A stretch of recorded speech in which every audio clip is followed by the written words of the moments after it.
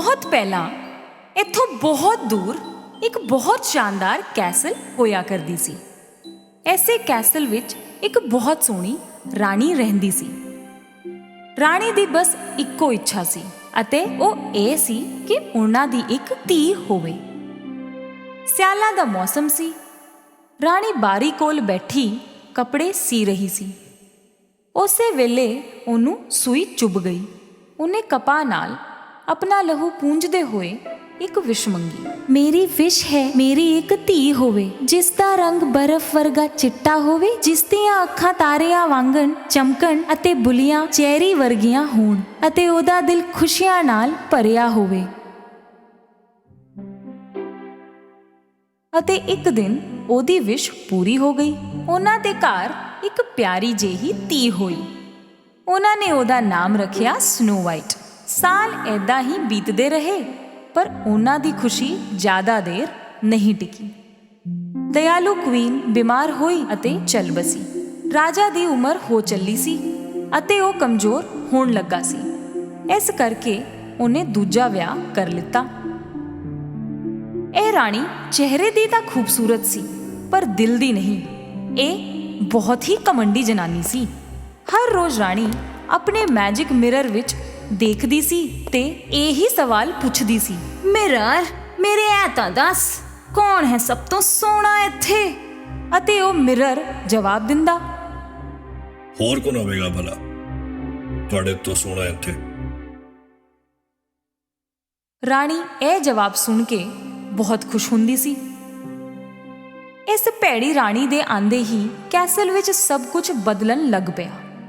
ਉਹਦੀਆਂ ਕਰਤੂਤਾਂ ਕਰਕੇ ਕਿੰਗਡਮ ਨੂੰ ਬਹੁਤ ਨੁਕਸਾਨ ਹੋਇਆ। ਉਹੀ ਪਰੇਸ਼ਾਨੀਆਂ ਨੂੰ ਠੀਕ ਕਰਨ ਵਾਸਤੇ ਰਾਜਾ ਨੂੰ ਕੈਸਲ ਤੋਂ ਬਾਹਰ ਜਾਣਾ ਪਿਆ। ਭੈੜੀ ਰਾਣੀ ਬਹੁਤ ਖੁਸ਼ ਹੋਈ, ਕਿਉਂਕਿ ਰਾਜਾ ਨਹੀਂ ਸੀ ਤੇ ਉਹ ਆਪਣੀ ਮਨਮਾਨੀ ਕਰ ਸਕਦੀ ਸੀ। ਸਾਲ ਤੇ ਸਾਲ ਬੀਤਦੇ ਗਏ ਅਤੇ ਸਨੋ ਵਾਈਟ ਵੱਡੀ ਹੋ ਕੇ ਇੱਕ ਬਹੁਤ ਸੋਹਣੀ ਮੁਟਿਆਰ ਬਣ ਗਈ। ਕੁਝ ਦੂਰ ਇੱਕ ਨਦੀ ਵਿੱਚ ਪਾਣੀ ਪੀਂਦੇ ਹੋਏ ਇੱਕ ਪ੍ਰਿੰਸ ਨੂੰ ਸਨੋ ਵਾਈਟ ਦਾ ਰਿਫਲੈਕਸ਼ਨ ਦਿਖਿਆ। ਉਹਨੂੰ ਆਲੇ ਦੁਆਲੇ ਸਿਰਫ ਕੁਝ ਪੰਛੀ ਦਿਸੇ, ਸਨੋ ਵਾਈਟ ਨਹੀਂ ਮਿਲੀ। ਇੱਕ ਦਿਨ ਫੇਰ ਰਾਣੀ ਨੇ ਆਪਣੇ ਮੈਜਿਕ ਮਿਰਰ ਨੂੰ ਪੁੱਛਿਆ, ਮਿਰਰ ਐ ਤਾਂ ਦੱਸ, ਕੌਣ ਹੈ ਸਭ ਤੋਂ ਸੋਹਣਾ ਇੱਥੇ? ਮਿਰਰ ਨੇ ਜਵਾਬ ਦਿੱਤਾ, ਕਿਵੇਂ ਕਹਾ, ਤੁਸੀਂ ਨਹੀਂ ਰਾਣੀ, ਸਨੋ ਵਾਈਟ ਹੈ ਸਭ ਤੋਂ ਸੋਹਣੀ। ਇਹ ਸੁਣ ਕੇ ਰਾਣੀ ਨੂੰ ਬਹੁਤ ਗੁੱਸਾ ਆਇਆ। ਉਹਨੇ ਸਭ ਤੋਂ ਖਾਸ ਸਿਪਾਹੀ ਨੂੰ ਬੁਲਾਇਆ ਅਤੇ ਇੱਕ ਖਤਰਨਾਕ ਹੁਕਮ ਦਿੱਤਾ, ਤੂੰ ਸਨੋ ਵਾਈਟ ਨੂੰ ਜੰਗਲ 'ਚ ਲੈ ਕੇ ਜਾਵੇਂਗਾ ਤੇ ਮੈਨੂੰ ਉਸ ਦਾ ਦਿਲ ਲਿਆ ਕੇ ਦੇਵੇਂਗਾ।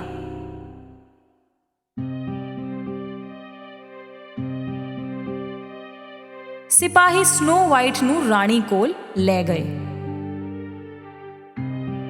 ਕੀ ਹਾਲ ਚਾਲ ਸਨੋ ਵਾਈਟ? ਜਾਓ ਜ਼ਰਾ ਜੰਗਲ ਦੀ ਸੈਰ ਕਰਾਓ। ਸਾਡਾ ਸਭ ਤੋਂ ਖਾਸ ਹੰਟਰ ਤੁਹਾਡਾ ਖਿਆਲ ਰੱਖੇਗਾ। ਸਿਪਾਹੀ ਸਨੋ ਵਾਈਟ ਨੂੰ ਘਣੇ ਜੰਗਲ ਵਿੱਚ ਲੈ ਗਿਆ। ਉਹਨੂੰ ਆਪਣਾ ਕੰਮ ਕਰਨਾ ਸੀ।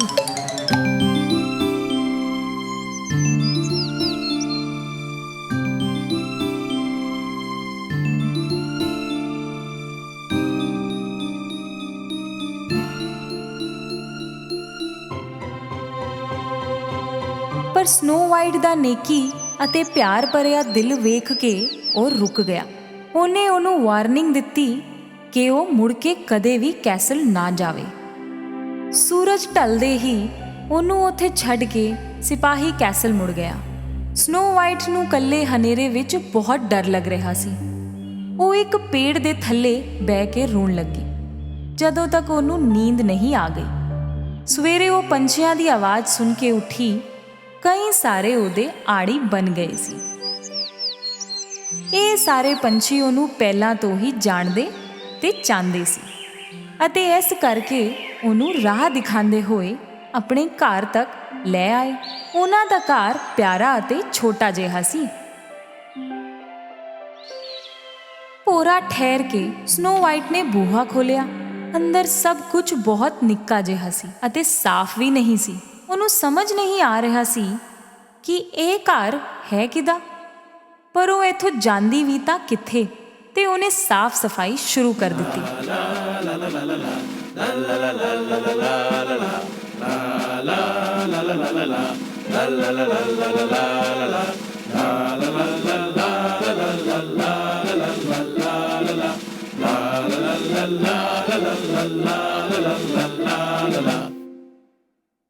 ਘਰ ਨੂੰ ਚਕਾਚਕ ਕਰਨ ਤੋਂ ਬਾਅਦ ਉਹਨੇ ਛੋਟੇ-ਛੋਟੇ ਭਾਂਡਿਆਂ ਵਿੱਚ ਬਣਾ ਕੇ ਕੁਝ ਖਾਧਾ।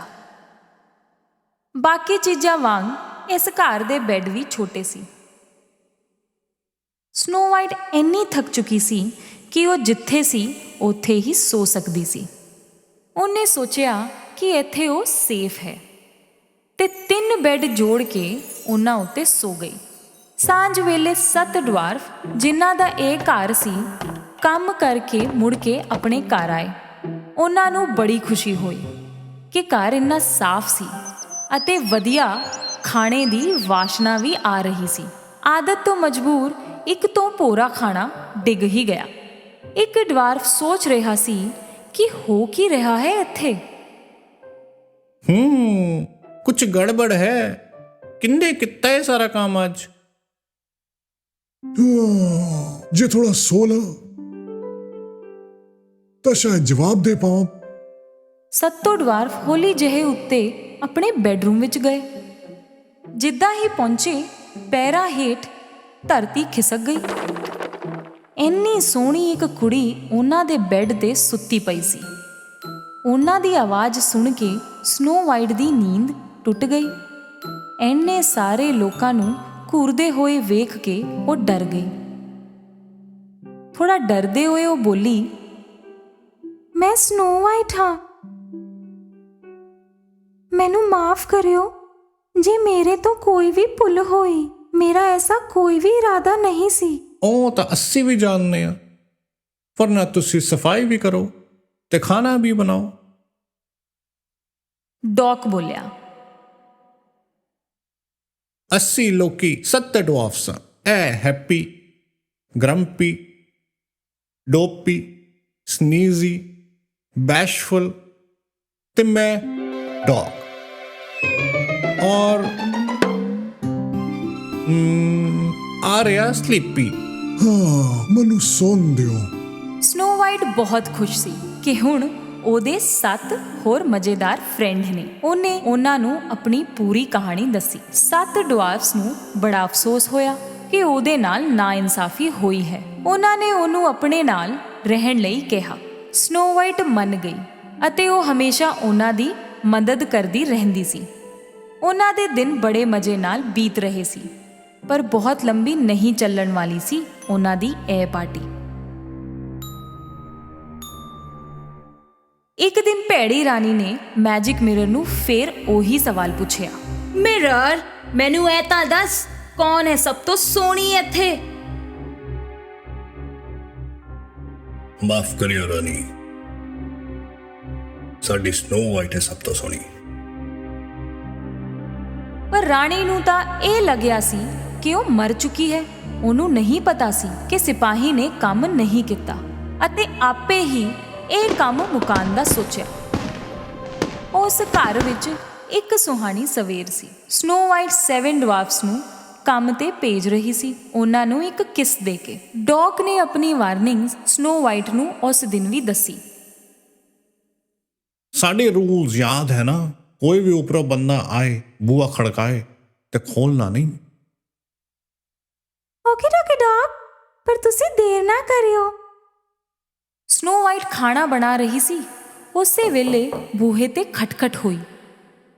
ਡਵਾਰਫਸ ਇਸ ਟਾਈਮ ਤਾਂ ਨਹੀਂ ਮੁੜ ਕੇ ਆਉਂਦੇ। ਕੌਣ ਹੈ ਉੱਥੇ?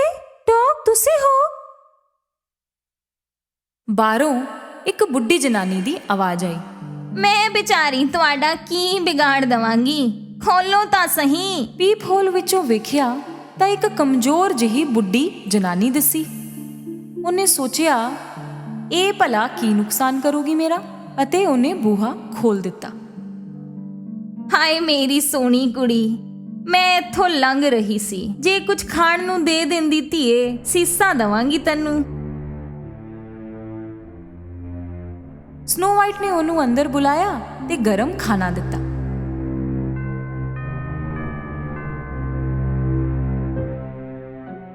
ਰੱਬ ਤੇਰਾ ਭਲਾ ਕਰੇ ਕੁੜੀਏ। ਮੇਰੇ ਕੋਲ ਪੈਸੇ ਤਾਂ ਹੈ ਨਹੀਂ, ਪਰ ਇੱਕ ਬਹੁਤ ਵਧੀਆ ਐਪਲ ਹੈ। ਇਸ ਐਪਲ ਦੀ ਇੱਕ ਇੱਕ ਬਾਈਟ ਵਿੱਚ ਜਾਦੂ ਹੈ।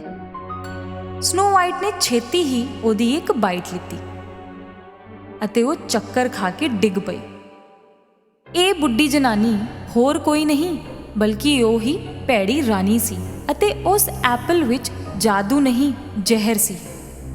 ਉਹਦੀ ਇੱਕ ਬਾਈਟ ਵਿੱਚ ਇੰਨਾ ਜ਼ਹਿਰ ਸੀ ਕਿ ਸਨੋ ਵਾਈਟ ਐਸੀ ਨੀਂਦ ਵਿੱਚ ਸੋ ਜਾਵੇ ਕਿ ਫੇਰ ਕਦੀ ਉੱਠ ਹੀ ਨਾ ਸਕੇ। ਜਦੋਂ 7 ਡਵਾਰਫਸ ਘਰ ਆਏ, ਉਹਨਾਂ ਨੂੰ ਸਨੋ ਵਾਈਟ ਧਰਤੀ ਤੇ ਡਿੱਗੀ ਮਿਲੀ। ਡੌਗ ਨੇ ਵੇਖਿਆ ਉਸ ਐਪਲ ਨੂੰ। ਸਨੋ ਵਾਈਟ ਸੁੱਤੀ ਹੋਈ ਵੀ ਬਹੁਤ ਸੋਹਣੀ ਲੱਗ ਰਹੀ ਸੀ। ਡਵਾਰਫਸ ਨੇ ਉਹਨੂੰ ਇੱਕ ਗਲਾਸ ਬਾਕਸ ਵਿੱਚ ਸਜਾਵਟ ਦੇ ਨਾਲ ਰੱਖ ਦਿੱਤਾ ਅਤੇ ਜੰਗਲ ਵਿੱਚ ਐਸੇ ਥਾਂ ਤੇ ਰੱਖਿਆ ਜਿੱਥੇ ਉਹਦੇ ਸਾਰੇ ਦੋਸਤ ਉਹਨੂੰ ਮਿਲ ਸਕਦੇ ਸੀ। ਇੱਕ ਦਿਨ ਇੱਕ ਪ੍ਰਿੰਸ ਉਸੇ ਜੰਗਲ ਵਿੱਚ ਆਇਆ ਜਦੋਂ ਸਨੋ ਵਾਈਟ ਸੋ ਰਹੀ ਸੀ ਅਤੇ ਪੰਛੀਆਂ ਨੇ ਉਹਨੂੰ ਰਸਤਾ ਵਿਖਾਇਆ ਉੱਥੇ ਦਾ ਜਿੱਥੇ ਸਨੋ ਵਾਈਟ ਸੋ ਰਹੀ ਸੀ। ਪ੍ਰਿੰਸ ਨੂੰ ਭਰੋਸਾ ਨਹੀਂ ਹੋਇਆ ਕਿ ਇਹ ਉਹੀ ਸੋਹਣੀ ਪ੍ਰਿੰਸੈਸ ਹੈ ਜਿਹਦੀ ਰਿਫਲੈਕਸ਼ਨ ਉਹਨੇ ਇੱਕ ਵਾਰੀ ਪਾਣੀ ਵਿੱਚ ਵੇਖੀ ਸੀ ਅਤੇ ਕਈ ਵਾਰੀ ਸੁਪਨਿਆਂ ਵਿੱਚ। ਉਹਨੇ ਗਲਾਸ ਬਾਕਸ ਦਾ ਕਵਰ ਹਟਾਇਆ, ਸਨੋ ਵਾਈਟ ਨੂੰ ਕਿਸ ਕੀਤਾ। ਉਸੇ ਪਲ ਸਨੋ ਵਾਈਟ ਤੇ ਪ੍ਰਿੰਸ ਦੋਨਾਂ ਦੇ ਸੁਪਨੇ ਸੱਚ ਹੋ ਗਏ। ਉਹਨਾਂ ਦਾ ਪਿਆਰ ਬੁਰਾਈ ਤੋਂ ਜਿੱਤ ਗਿਆ ਅਤੇ ਸਨੋ ਵਾਈਟ ਮੁੜ ਕੇ ਠੀਕ ਹੋ ਗਈ। ਉਸੇ ਵੇਲੇ ਰਾਜਾ ਨੂੰ ਆਪਣੀ ਧੀ ਦੇ ਨਾਲ ਹੋਏ ਅਤਿਆਚਾਰਾਂ ਦਾ ਪਤਾ ਲੱਗਿਆ ਅਤੇ ਉਹਨੇ ਮੈਜਿਕ ਮਿਰਰ ਨੂੰ ਤੋੜ ਦਿੱਤਾ ਅਤੇ ਰਾਣੀ ਨੂੰ ਕੈਸਲ ਤੋਂ ਦੂਰ ਭੇਜ ਦਿੱਤਾ। ਸਨੋ ਵਾਈਟ ਆਪਣੇ ਘਰ ਆਪਣੇ ਕੈਸਲ ਮੁੜ ਆਈ, ਆਪਣੇ ਪਾਪਾ ਦੇ ਕੋਲ। ਸਨੋ ਵਾਈਟ ਤੇ ਪ੍ਰਿੰਸ ਦਾ ਵਿਆਹ ਬਹੁਤ ਸ਼ਾਨਦਾਰ ਹੋਇਆ। ਸਨੋ ਵਾਈਟ, ਰਾਜਾ, ਪ੍ਰਿੰਸ ਅਤੇ 7 ਡਵਾਰਫਸ ਮਿਲ ਕੇ ਹਮੇਸ਼ਾ ਖੁਸ਼ੀ ਦੇ ਨਾਲ ਰਹੇ।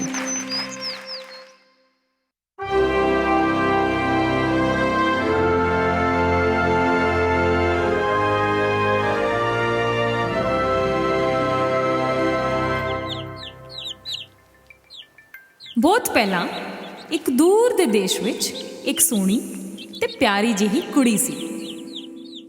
ਉਹਦੀ ਮੰਮੀ ਦੇ ਗੁਜ਼ਰਨ ਤੋਂ ਬਾਅਦ ਉਹਦੇ ਪਾਪਾ ਨੇ ਇੱਕ ਦੂਜੀ ਜਨਾਨੀ ਨਾਲ ਵਿਆਹ ਕਰ ਲਿੱਤਾ। ਇਹ ਮਤਰੇਈ ਮਾਂ ਤਾਂ ਬੁਰੀ ਸੀ ਹੀ, ਉਹਦੀਆਂ ਦੋਨੋਂ ਧੀਆਂ ਵੀ ਉਹਦੇ ਵਰਗੀਆਂ ਹੀ ਸੀ। ਮਤਰੇਈ ਮਾਂ ਤੇ ਮਤਰੇਈਆਂ ਭੈਣਾਂ ਉਹਦੇ ਨਾਲ ਬਹੁਤ ਬੁਰਾ ਸਲੂਕ ਕਰਦੀਆਂ ਸੀ। ਏ ਤੂੰ ਸਾਡੇ ਨਾਲ ਬੈਠੇਂਗੀ? ਬਿਲਕੁਲ ਨਹੀਂ, ਕਿਤੇ ਹੋਰ ਬੈ। ਓਏ ਗਲਾਸ ਟੁੱਟ ਗਿਆ, ਛੇਤੀ ਸਾਫ਼ ਕਰ। ਵੇਖ ਕੀ ਰਹੀ ਹੈ ਤੂੰ? ਇਹਨਾਂ ਦੋਨਾਂ ਦੇ ਮਸਤੀਆਂ ਦੇ ਦਿਨ ਸੀ ਤੇ ਇਸ ਵਿਚਾਰੀ ਦੇ ਸਿਰ ਤੇ ਸਾਰੇ ਕੰਮ ਦਾ ਬੋਝ ਸੀ। ਘਰ ਵਿੱਚ ਸਾਰੇ ਉਹਨੂੰ ਸਿੰਡਰੇਲਾ ਕਹਿੰਦੇ ਸੀ। ਕਦੇ ਫੁਰਸਤ ਹੁੰਦੀ ਤਾਂ ਉਹ ਵੀ ਆਪਣੀ ਬਿੱਲੀ ਦੇ ਨਾਲ ਬੁਝਦੇ ਹੋਏ ਕੋਲਿਆਂ ਦੇ ਕੋਲ ਬਹਿ ਕੇ ਤਾਪ ਸੇਕਦੀ। ਇੱਕ ਦਿਨ ਉਹਨਾਂ ਨੂੰ ਨਿਯੋਤਾ ਆਇਆ ਰਾਜ ਮਹਿਲ ਤੋਂ। ਪ੍ਰਿੰਸ ਦਿਸ਼ਾਨ ਵਿੱਚ ਇੱਕ ਵੱਡੀ ਪਾਰਟੀ ਰੱਖੀ ਗਈ ਹੈ। ਵਿਆਹ ਦੇ ਲਾਇਕ ਸਾਰੀਆਂ ਕੁੜੀਆਂ ਨੂੰ ਸੱਦਾ ਹੈ। ਜਦੋਂ ਮਤਰੇਈ ਮਾਂ ਆਪਣੀ ਧੀਆਂ ਨੂੰ ਤਿਆਰ ਕਰ ਰਹੀ ਸੀ, ਸਿੰਡਰੇਲਾ ਆਪਣਾ ਮਨ ਮਾਰ ਕੇ ਉਹਨਾਂ ਦੀ ਮਦਦ ਕਰ ਰਹੀ ਸੀ। ਪ੍ਰਿੰਸ ਨੂੰ ਉੱਥੇ ਤੁਹਾਡੇ ਦੋਨਾਂ ਤੋਂ ਵੱਧ ਸੋਹਣਾ ਕੋਈ ਨਹੀਂ ਦਿਸਣਾ ਚਾਹੀਦਾ। ਮੈਂ ਕਿਉਂ ਨਹੀਂ ਜਾ ਸਕਦੀ? ਮੈਂ ਵੀ ਤਾਂ ਵਿਆਹ ਦੇ ਲਾਇਕ ਹਾਂ। ਚੰਗਾ, ਇਹ ਕੱਪੜੇ ਪਾ ਕੇ ਤੂੰ ਪਾਰਟੀ 'ਚ ਜਾਏਂਗੀ? ਪਾਰਟੀ ਵਾਲੀ ਸ਼ਾਮ ਸਿੰਡਰੇਲਾ ਘਰ ਵਿੱਚ ਇਕੱਲੀ ਆਪਣੇ ਹਾਲਾਤਾਂ ਤੇ ਰੋ ਰਹੀ ਸੀ। ਉਸੇ ਵੇਲੇ ਚਿਮਨੀ ਵਿੱਚੋਂ ਇੱਕ ਰੋਸ਼ਨੀ ਨਜ਼ਰ ਆਈ ਅਤੇ ਉਸ ਰੋਸ਼ਨੀ ਵਿੱਚੋਂ ਨਿਕਲੀ ਇੱਕ ਖੂਬਸੂਰਤ ਪਰੀ ਜੋ ਦਿਖ ਰਿਹਾ ਸੀ। ਉਹਨੂੰ ਉਹਦੇ ਉੱਤੇ ਯਕੀਨ ਨਹੀਂ ਹੋ ਰਿਹਾ ਸੀ। ਇਹ ਉਹਦੀ ਮਾਂ ਸੀ। ਮੇਰੀ ਧੀਏ। ਮਾਂ, ਮੈਂ ਤੇਰੀ ਮਦਦ ਕਰਨ ਆਈ ਹਾਂ। ਤੂੰ ਵੀ ਰਾਜ ਮਹਿਲ ਦੀ ਪਾਰਟੀ ਵਿੱਚ ਜਾਏਂਗੀ। ਮੈਂ ਹਾਂ ਨਾ? ਅੱਛਾ, ਕਿੱਦਾਂ? ਜਾ ਅਤੇ ਗਾਰਡਨ ਵਿੱਚੋਂ ਸਭ ਤੋਂ ਵੱਡਾ ਕੱਦੂ ਲੈ ਕੇ ਆ ਅਤੇ ਬਿੱਲੀ ਮਾਸੀ ਉਸ 7 ਚੂਹੇ ਫੜ ਕੇ ਲਿਆ। ਉਸ ਪਰੀ ਨੇ ਪਲਕ ਝਪਕਦੇ ਹੀ ਆਪਣੇ ਜਾਦੂ ਨਾਲ ਉਸ ਕੱਦੂ ਨੂੰ ਇੱਕ ਸ਼ਾਨਦਾਰ ਬੱਗੀ ਵਿੱਚ ਬਦਲ ਦਿੱਤਾ। ਚੂਹਿਆਂ ਵਿੱਚੋਂ ਇੱਕ ਨੂੰ ਉਹਨੇ ਡਰਾਈਵਰ ਬਣਾਇਆ ਤੇ ਬਾਕੀ 6 ਚੂਹੇ ਬਣ ਗਏ ਜਾਨਦਾਰ ਘੋੜੇ। ਹੁਣ ਤੇਰੀ ਵਾਰੀ। ਮੈਂ ਤਾਂ ਬਿਲਕੁਲ ਰਾਜਕੁਮਾਰੀ ਲੱਗ ਰਹੀ ਹਾਂ, ਪਰ ਮਾਂ ਮੈਨੂੰ ਨੱਚਣਾ ਨਹੀਂ ਆਂਦਾ। ਜੇ ਪ੍ਰਿੰਸ ਦੇ ਨਾਲ ਡਾਂਸ ਕਰਨਾ ਪਿਆ ਤਾਂ? ਇਹਨਾਂ ਜਾਦੂਈ ਜੁੱਤੀਆਂ ਨੂੰ ਪਾ ਕੇ ਸਭ ਤੋਂ ਵਧੀਆ ਨੱਚੇਂਗੀ ਤੂੰ।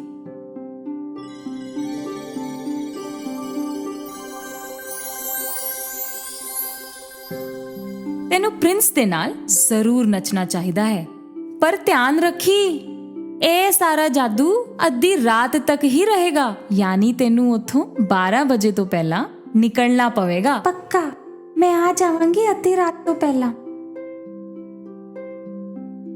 ਤੁਸੀਂ ਮੈਨੂੰ ਫੇਰ ਤੋਂ ਮਿਲੋਗੇ ਨਾ? ਮੈਂ ਹਮੇਸ਼ਾ ਤੇਰੇ ਨਾਲ ਹਾਂ।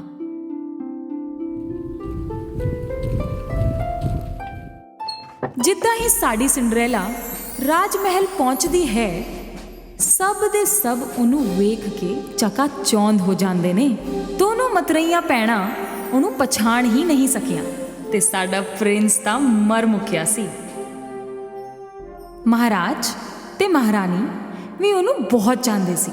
ਪ੍ਰਿੰਸੈਸ ਹੋਵੇ ਤਾਂ ਐਦਾਂ ਦੀ। ਪ੍ਰਿੰਸ ਤੋਂ ਰਿਹਾ ਨਹੀਂ ਗਿਆ ਤੇ ਉਹ ਸਿੰਡਰੇਲਾ ਦੇ ਨਾਲ ਨੱਚਣ ਲੱਗ ਪਿਆ। ਕਿਆ ਖੂਬ ਨੱਚ ਰਹੀ ਸੀ ਉਹ। ਉਹਦੇ ਕੋਲ ਉਹ ਜੁੱਤੇ ਜੋ ਸੀ। ਮਤਰੇਈ ਮਾਂ ਤੇ ਭੈਣਾਂ ਜਲਨ ਦੇ ਮਾਰੇ ਧੂਆਂ ਹੋ ਰਹੀਆਂ ਸੀ। ਇੰਨੀ ਖੁਸ਼ ਸੀ ਸਿੰਡਰੇਲਾ ਕਿ ਉਹਨੂੰ ਵਕਤ ਦਾ ਹੋਸ਼ ਹੀ ਨਹੀਂ ਰਿਹਾ ਅਤੇ ਉਹ ਮੰਮੀ ਨੂੰ ਕੀਤਾ ਹੋਇਆ ਵਾਅਦਾ ਭੁੱਲ ਗਈ। ਅਤੇ ਇੱਕਦਮ ਉਹਨੂੰ ਘੜੀ ਦਿਸਦੀ ਹੈ। 12 ਵੱਜਣ ਹੀ ਵਾਲੇ ਸੀ। ਪ੍ਰਿੰਸ ਨੂੰ ਉੱਥੇ ਹੀ ਛੱਡ ਕੇ ਉਹ ਪੌੜੀਆਂ ਵਿੱਚੋਂ ਥੱਲੇ ਭੱਜੀ। ਭੱਜਦੇ ਹੋਏ ਉਹਦਾ ਇੱਕ ਜੁੱਤਾ ਪਿੱਛੇ ਛੁੱਟ ਗਿਆ, ਪਰ ਹੁਣ ਉਹ ਉਹਨੂੰ ਜਾ ਕੇ ਚੱਕ ਵੀ ਨਹੀਂ ਸਕਦੀ ਸੀ।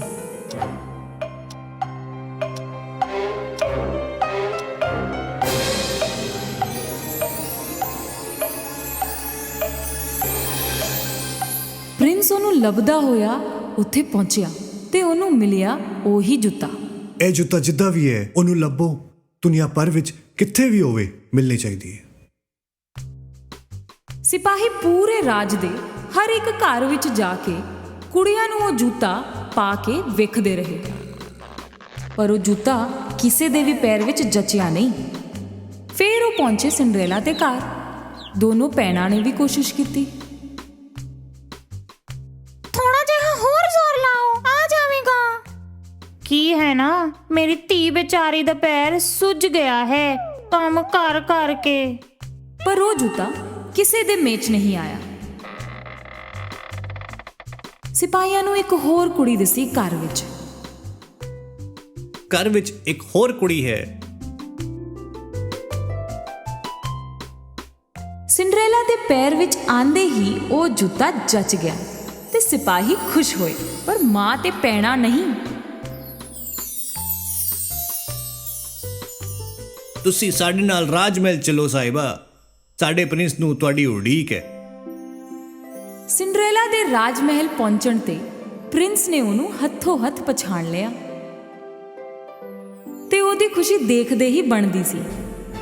ਇੱਕ ਸੱਚੇ ਪ੍ਰੇਮੀ ਦੀ ਤਰ੍ਹਾਂ ਪ੍ਰਿੰਸ ਨੇ ਸਿੰਡਰੇਲਾ ਨੂੰ ਵਿਆਹ ਲਈ ਪੁੱਛਿਆ। ਪ੍ਰਿੰਸੈਸ, ਤੁਸੀਂ ਮੇਰੇ ਨਾਲ ਵਿਆਹ ਕਰੋਗੀ? ਬਿਨਾਂ ਕਿਸੇ ਝਿਜਕ ਦੇ ਸਿੰਡਰੇਲਾ ਨੇ ਇਹ ਰਿਸ਼ਤਾ ਮਨਜ਼ੂਰ ਕਰ ਲਿਆ ਅਤੇ ਉਹ ਖੁਸ਼ੀਆਂ ਦੀ ਛਾਵੇਂ ਆਪਣੀ ਜ਼ਿੰਦਗੀ ਬਿਤਾਉਣ ਲੱਗੀ।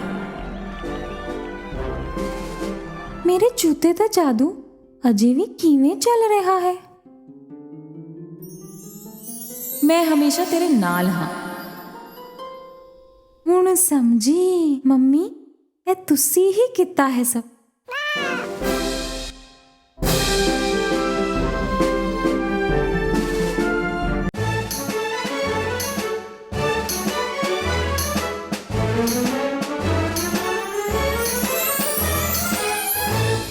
ਇੱਕ ਸਮੇਂ ਦੀ ਗੱਲ ਹੈ, ਇੱਕ ਪਤੀ ਤੇ ਪਤਨੀ ਦਾ ਜੋੜਾ ਸੀ। ਉਹਨਾਂ ਦੇ ਕੋਈ ਜਵਾਕ ਨਹੀਂ ਸੀ, ਪਰ ਉਹਨਾਂ ਨੂੰ ਇੱਕ ਬੇਟੀ ਦੀ ਬੜੀ ਇੱਛਾ ਸੀ। ਕੁਝ ਦਿਨਾਂ ਬਾਅਦ ਉਹਨਾਂ ਨੂੰ ਜਵਾਕ ਹੋਣ ਵਾਲਾ ਸੀ। ਇੱਕ ਦਿਨ ਉਹਨਾਂ ਨੂੰ ਬਾਰੀ ਦੇ ਬਾਹਰ ਇੱਕ ਲੈਟਿਊਸ ਗਾਰਡਨ ਦਿਖਿਆ। ਉਦੋਂ ਤੋਂ ਉਹਨੂੰ ਉੱਥੋਂ ਲੈਟਿਊਸ ਖਾਣ ਦੀ ਇੱਛਾ ਹੋਈ। ਪਤਾ ਨਹੀਂ ਕਦੋਂ ਮੈਂ ਉਹ ਲੈਟਿਊਸ ਖਾ ਪਾਵਾਂਗੀ। ਉਹਨਾਂ ਦੀ ਭੁੱਖ ਘੱਟ ਹੋਣ ਲੱਗੀ ਅਤੇ ਤਬੀਅਤ ਵੀ ਖਰਾਬ ਰਹਿਣ ਲੱਗੀ। ਇੱਕ ਦਿਨ ਉਹਨਾਂ ਦੇ ਪਤੀ ਨੂੰ ਬੜੀ ਫਿਕਰ ਹੋਈ ਅਤੇ ਉਹਨਾਂ ਨੇ ਵਾਅਦਾ ਕੀਤਾ ਕਿ ਉਹ ਉਹਦੇ ਲਈ ਮੁੱਠੀ ਭਰ ਲੈਟਿਊਸ ਲੈ ਕੇ ਆਵੇਗਾ। ਤੂੰ ਫਿਕਰ ਨਾ ਕਰ, ਮੈਂ ਤੇਰੇ ਲਈ ਲੈਟਸ ਲੈ ਆਵਾਂਗਾ। ਪਰ ਉਹਦੇ ਵਿੱਚ ਬਹੁਤ ਖਤਰਾ ਹੈ। ਉਹ ਘਰ ਸੀ ਇੱਕ ਡਾਇਨ ਦਾ ਅਤੇ ਉਹਦੇ ਚਾਰੋਂ ਪਾਸੇ ਉੱਚੀਆਂ ਕੰਧਾਂ ਸੀ, ਜਿਹਦੇ ਉੱਤੇ ਚੜ੍ਹਨ ਦੀ ਕੋਈ ਸੋਚਦਾ ਵੀ ਨਹੀਂ ਸੀ। ਉਹ ਪੂਰਾ ਜ਼ੋਰ ਲਾ ਕੇ ਉਸ ਕੰਧ ਤੇ ਚੜ੍ਹਿਆ, ਗਾਰਡਨ ਵਿੱਚ ਗਏ ਅਤੇ ਉਹਨਾਂ ਨੇ ਮੁੱਠੀ ਭਰ ਕੇ ਲੈਟਿਊਸ ਕੱਢਿਆ। ਉਹਨਾਂ ਦੀ ਪਤਨੀ ਨੇ ਬੜੇ ਚਾਅ ਨਾਲ ਲੈਟਿਊਸ ਖਾਧਾ ਅਤੇ ਚੰਗਾ ਮਹਿਸੂਸ ਕਰਨ ਲੱਗੀ। ਪਰ ਇੱਕ ਮੁੱਠੀ ਲੈਟਿਊਸ ਨਾਲ ਉਹਦਾ ਜੀ ਨਹੀਂ ਭਰਿਆ। ਅਗਲੇ ਦਿਨ ਉਹਨਾਂ ਦੇ ਪਤੀ ਫੇਰ ਉਸ ਗਾਰਡਨ ਵਿੱਚ ਆਏ, ਪਰ ਇਸ ਵਾਰੀ ਉਹ ਡਾਇਨ ਉੱਥੇ ਹੀ ਖੜੀ ਸੀ। ਐਨੀ ਹਿੰਮਤ ਕਿ ਮੇਰੇ ਗਾਰਡਨ ਵਿੱਚ ਆ ਕੇ ਮੇਰੇ ਲੈਟਿਊਸ ਚੋਰੀ ਕਰਦੇ ਹੋ। ਮੇਰੀ ਪਤਨੀ ਪੇਟ ਸੇ ਹੈ ਤੇ ਉਹਨੂੰ ਤੁਹਾਡੇ ਲੈਟਸ ਬਹੁਤ ਪਸੰਦ ਨੇ। ਤੂੰ ਮੈਨੂੰ ਪੁੱਛ ਤਾਂ ਸਕਦਾ ਸੀ। ਅਸੀਂ ਸਾਰੇ ਤੁਹਾਡੇ ਤੋਂ ਡਰਦੇ ਹਾਂ। ਲੱਗਿਆ ਸੀ ਤੁਸੀਂ ਹਾਂ ਨਹੀਂ ਕਹੋਗੇ। ਮੈਨੂੰ ਮਾਫ ਕਰ ਦੇਵੋ। ਮਾਫ ਕਰ ਦੇਵਾਂ? ਤੈਨੂੰ ਤਾਂ ਸਜ਼ਾ ਮਿਲੇਗੀ। ਜੇ ਮੇਰੀ ਪਤਨੀ ਨੇ ਲੈਟਸ ਨਹੀਂ ਖਾਧਾ ਤਾਂ ਉਹ ਬਿਮਾਰ ਹੋ ਜਾਵੇਗੀ ਤੇ ਬੱਚੇ ਨੂੰ ਵੀ ਬੜੀ ਪਰੇਸ਼ਾਨੀ ਹੋਵੇਗੀ। ਪਲੀਜ਼।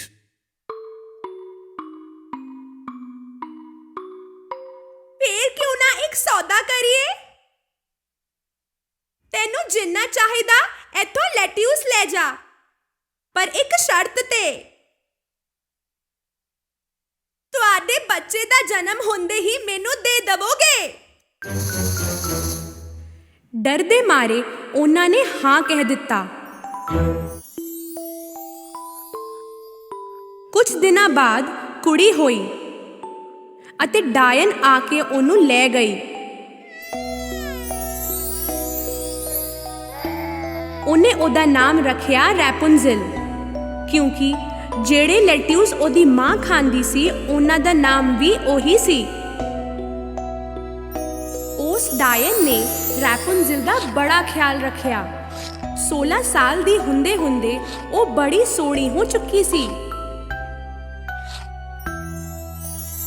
ਉਹਦਾ ਘਰ ਜੰਗਲ ਦੇ ਵਿੱਚ ਇੱਕ ਬਹੁਤ ਉੱਚੀ ਇਮਾਰਤ ਵਿੱਚ ਸੀ ਅਤੇ ਇਸ ਇਮਾਰਤ ਵਿੱਚ ਪੌੜੀਆਂ ਨਹੀਂ ਸੀ, ਸਿਰਫ ਉੱਪਰ ਇੱਕ ਬਾਰੀ ਸੀ। ਡਾਇਨ ਨੇ ਕਦੇ ਵੀ ਇਸ ਮੁਟਿਆਰ ਦੇ ਵਾਲ ਨਹੀਂ ਕੱਟੇ ਸੀ। ਉਹਨੂੰ ਮਿਲਣ ਆਂਦੀ ਤਾਂ ਥੱਲੇ ਤੋਂ ਆਵਾਜ਼ ਦਿੰਦੀ, ਰੈਪੁਨਜ਼ਲ, ਰੈਪੁਨਜ਼ਲ, ਰੈਪੁਨਜ਼ਲ, ਆਪਣੇ ਸੋਨੇ ਵਰਗੇ ਬਾਲ ਤਾਂ ਥੱਲੇ ਕਰ, ਤੁਹਾਡੀ ਮੰਮੀ ਹਾਂ। ਆਪਣੀ ਬਾਰੀ ਚੋਂ ਰੈਪੁਨਜ਼ਲ ਆਪਣੇ ਸੋਨੇ ਵਰਗੇ ਬਾਲ ਥੱਲੇ ਕੱਢਦੀ ਅਤੇ ਉਸ ਦੇ ਸਹਾਰੇ ਇਹ ਡਾਇਨ ਉੱਪਰ ਚੜ ਜਾਂਦੀ। ਇਹ ਸਾਲਾਂ ਤੱਕ ਚੱਲਦਾ ਰਿਹਾ। ਇੱਕ ਦਿਨ ਉਸ ਜੰਗਲ ਵਿੱਚ ਇੱਕ ਪ੍ਰਿੰਸ ਆਇਆ ਸ਼ਿਕਾਰ ਕਰਨ ਅਤੇ ਉਹਨੇ ਇੱਕ ਸੁਰੀਲੀ ਆਵਾਜ਼ ਨੂੰ ਸੁਣਿਆ, ਗਾਣਾ ਗਾਉਂਦੇ।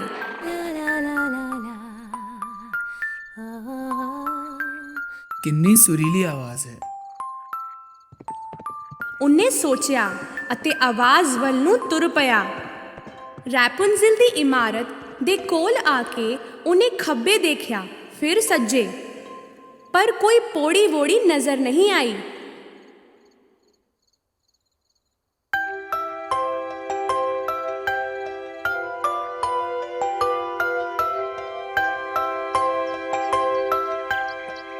ਉਹ ਆਵਾਜ਼ ਹਰ ਰੋਜ਼ ਪ੍ਰਿੰਸ ਨੂੰ ਉੱਥੇ ਖਿੱਚ ਕੇ ਲੈ ਆਂਦੀ ਸੀ, ਪਰ ਉੱਪਰ ਚੜ੍ਹਨਾ ਨਹੀਂ ਹੋ ਸਕਿਆ। ਇੱਕ ਰਾਤ ਇਮਾਰਤ ਦੇ ਵੱਲ ਜਾਂਦੇ ਹੋਏ ਉਹਨੂੰ ਥੱਲੇ ਡਾਇਨ ਦਿਖੀ। ਰੈਪੁੰਜ਼ਲ, ਰੈਪੁੰਜ਼ਲ, ਆਪਣੇ ਸੋਨੇ ਵਰਗੇ ਬਾਲ ਤਾਂ ਥੱਲੇ ਕਰੋ, ਤੁਹਾਡੀ ਮੰਮੀ ਹਾਂ। ਆਪਣੀ ਬਾਰੀ ਚੋਂ ਰੈਪੁੰਜ਼ਲ ਨੇ ਆਪਣੇ ਸੋਨੇ ਵਰਗੇ ਬਾਲ ਥੱਲੇ ਕੀਤੇ।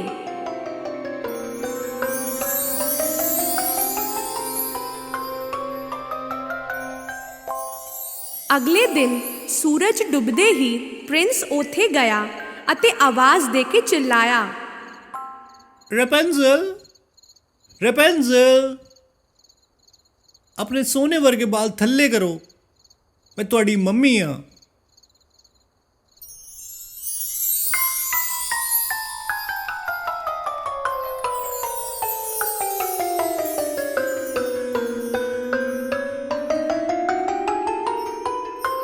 ਆਪਣੀ ਮਾਂ ਤੋਂ ਇਲਾਵਾ ਪਹਿਲੀ ਵਾਰ ਕਿਸੇ ਮਨੁੱਖ ਨੂੰ ਦੇਖ ਕੇ ਰੈਪੁੰਜ਼ਲ ਥੋੜੀ ਡਰ ਗਈ।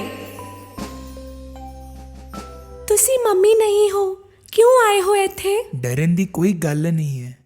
ਤੁਹਾਡੀ ਆਵਾਜ਼ ਸੁਣ ਕੇ ਤੁਹਾਡੀ ਆਵਾਜ਼ ਨਾਲ ਪਿਆਰ ਹੋ ਗਿਆ ਹੈ। ਆਵਾਜ਼ ਕਿਸ ਦੀ ਹੈ, ਬਸ ਇਹੀ ਵੇਚਣਾ ਹੈ। ਰੈਪੁੰਜ਼ਲ ਨੂੰ ਪ੍ਰਿੰਸ ਦੀਆਂ ਗੱਲਾਂ ਚੰਗੀਆਂ ਲੱਗੀਆਂ ਅਤੇ ਹੁਣ ਉਹਨੂੰ ਡਰ ਨਹੀਂ ਰਿਹਾ। ਕੁਝ ਸਮੇਂ ਤੋਂ ਸਭ ਕੁਝ ਸਹੀ ਚੱਲ ਰਿਹਾ ਸੀ ਅਤੇ ਡਾਇਨ ਨੂੰ ਵੀ ਕੋਈ ਭਣਕ ਨਹੀਂ ਲੱਗੀ। ਇੱਕ ਦਿਨ ਪ੍ਰਿੰਸ ਨੇ ਰੈਪੁੰਜ਼ਲ ਨਾਲ ਵਿਆਹ ਦੀ ਗੱਲ ਕੀਤੀ। ਤੁਸੀਂ ਮੇਰੇ ਨਾਲ ਵਿਆਹ ਕਰੋਗੇ? ਰੈਪੁੰਜ਼ਲ ਨੇ ਖੁਸ਼ੀ-ਖੁਸ਼ੀ ਹਾਂ ਕੀਤੀ, ਪਰ ਰੈਪੁੰਜ਼ਲ ਨੂੰ ਥੱਲੇ ਜਾਣ ਦਾ ਕੋਈ ਤਰੀਕਾ ਨਹੀਂ ਸੂਝ ਰਿਹਾ ਸੀ। ਅਚਾਨਕ ਇੱਕ ਆਈਡੀਆ ਆਇਆ। ਹਰ ਵਾਰੀ ਪ੍ਰਿੰਸ ਕੱਪੜੇ ਦਾ ਇੱਕ ਟੋਟਾ ਲੈ ਕੇ ਆਂਦਾ ਸੀ। ਰੈਪੁੰਜ਼ਲ ਉਹਨਾਂ ਨੂੰ ਜੋੜ ਕੇ ਇੱਕ ਰੱਸੀ ਬਣਾ ਰਹੀ ਸੀ, ਪਰ ਇੱਕ ਦਿਨ ਰੈਪੁੰਜ਼ਲ ਨੇ ਇੱਕ ਗਲਤੀ ਕਰ ਦਿੱਤੀ ਅਤੇ ਉਹਦੇ ਮੂੰਹ ਚੋਂ ਇੱਕ ਗੱਲ ਨਿਕਲ ਗਈ। ਮੰਮੀ, ਤੁਹਾਡੇ ਨਾਲੋਂ ਜ਼ਿਆਦਾ ਛੇਤੀ ਤਾਂ ਪ੍ਰਿੰਸ ਚੜ੍ਹਦਾ ਹੈ। ਪ੍ਰਿੰਸ? ਕੌਣ ਪ੍ਰਿੰਸ? ਕੌਣ ਪ੍ਰਿੰਸ? ਡਾਇਨ ਨੂੰ ਸਮਝ ਆ ਗਿਆ ਕਿ ਕੁਝ ਗੜਬੜ ਹੈ ਅਤੇ ਉਹ ਚਿल्लाने ਲੱਗੀ, ਤੂੰ ਮੈਨੂੰ ਧੋਖਾ ਦਿੱਤਾ। ਮੈਂ ਤੈਨੂੰ ਬਾਹਰ ਦੀ ਦੁਨੀਆ ਤੋਂ ਬਚਾਉਣਾ ਚਾਹੁੰਦੀ ਸੀ।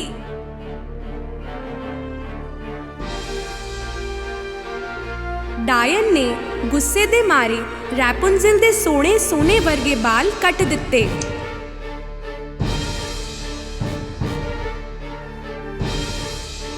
ਅਤੇ ਉਹਨੂੰ ਇੱਕ ਦੂਰ ਦਰਾਜ਼ ਦੇ ਰੇਗਿਸਤਾਨ ਭੇਜ ਦਿੱਤਾ। ਉਸ ਰਾਤ ਡਾਇਨ ਘਰ ਵਿੱਚ ਪ੍ਰਿੰਸ ਦੇ ਆਉਣ ਦੀ ਉਡੀਕ ਕਰ ਰਹੀ ਸੀ।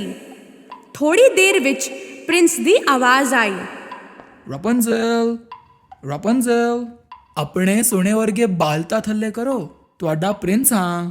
ਡਾਇਨ ਨੇ ਰੈਪੁੰਜ਼ਲ ਦੇ ਬਾਲ ਥੱਲੇ ਕਰ ਦਿੱਤੇ।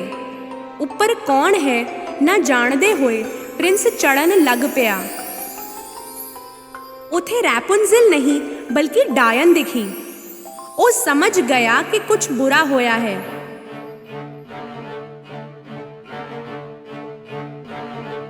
ਡਾਇਨ ਉਹਦੇ ਵੱਲ ਆ ਰਹੀ ਸੀ ਕਿ ਪ੍ਰਿੰਸ ਘਬਰਾ ਕੇ ਡਿੱਗ ਪਿਆ।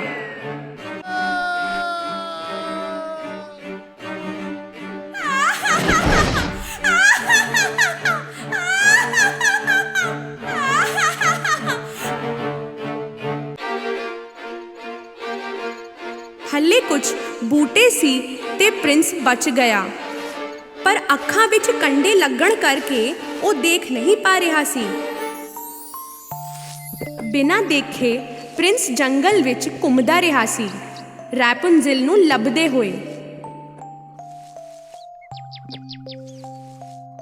ਰਸਤੇ ਵਿੱਚ ਜੋ ਵੀ ਫਲ ਮਿਲੇ ਤੋੜ ਕੇ ਖਾਦੇ। ਤੁਰਦੇ ਤੁਰਦੇ ਇੰਨੀ ਦੂਰ ਗਿਆ ਕਿ ਰੇਗਿਸਤਾਨ ਪਹੁੰਚ ਗਿਆ ਅਤੇ ਅਚਾਨਕ ਕੁਝ ਹੋਇਆ। ਇੱਕ ਸੁਰੀਲੀ ਆਵਾਜ਼ ਸੁਣਾਈ ਦਿੱਤੀ। ਉਹ ਆਵਾਜ਼ ਉਹ ਪਛਾਣਦਾ ਸੀ। ਉਹ ਉਸ ਆਵਾਜ਼ ਵੱਲ ਤੁਰਨ ਲੱਗਿਆ ਚਿল্ਲਾਉਂਦੇ ਹੋਏ। ਰਾਪਨਜ਼ਲ, ਰਾਪਨਜ਼ਲ। ਰੈਪੁਨਜ਼ਲ ਨੇ ਪ੍ਰਿੰਸ ਦੀ ਆਵਾਜ਼ ਪਛਾਣ ਲਈ। ਪ੍ਰਿੰਸ, ਤੁਸੀਂ? ਉਹ ਉਹਦੇ ਵੱਲ ਦੌੜ ਪਈ। ਦੋਨੋਂ ਕਿੰਨੇ ਖੁਸ਼ ਹੋਏ। ਮਿਲਦੇ ਹੀ ਦੋਨੋਂ ਗਲੇ ਲੱਗੇ ਅਤੇ ਉਹ ਰੋਣ ਲੱਗ ਪਈ।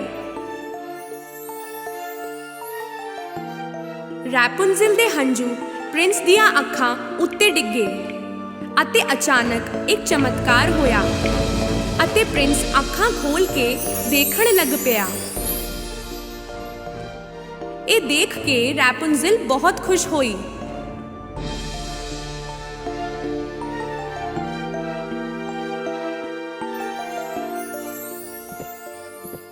ਦੋਨੋਂ ਨਾਲ-ਨਾਲ ਪ੍ਰਿੰਸ ਦੇ ਕਿੰਗਡਮ ਗਏ, ਜਿੱਥੇ ਲੋਕਾਂ ਨੇ ਉਹਨਾਂ ਦਾ ਸਵਾਗਤ ਕੀਤਾ ਅਤੇ ਦੋਨੋਂ ਹਮੇਸ਼ਾ ਖੁਸ਼ ਰਹੇ।